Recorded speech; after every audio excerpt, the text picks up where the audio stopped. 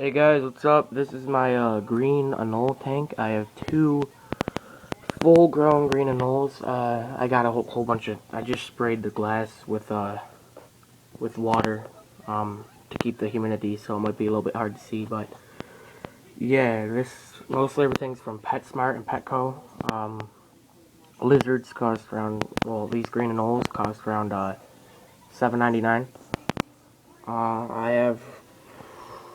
I have like I have a fairly nice setup. I would say this is the most decorations you can have in your tank before it becomes overcrowded. But yeah, I have their basking spot right up on top of that, and I got the light up there.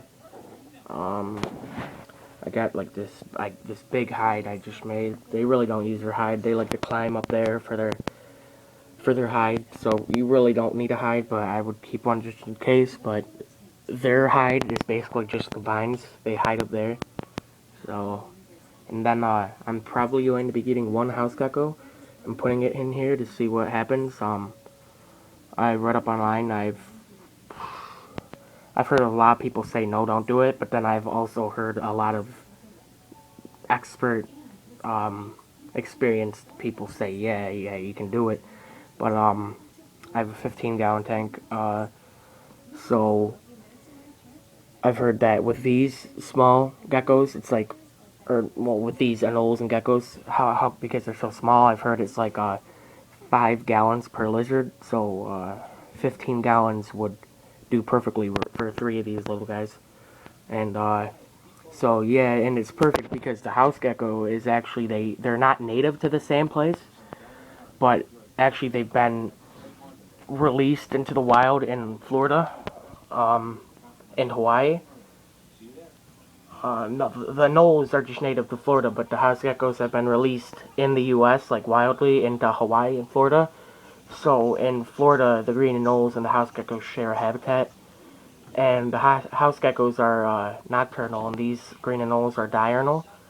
So at they would really never interact because during the day the house gecko would be back up in there. He'd be back up in there sleeping, and these guys would be active. And then at night, these guys would be sleeping, and the house gecko would be active. So there'd be minimal. There wouldn't be absolutely no contact and interaction, but there'd definitely be minimal.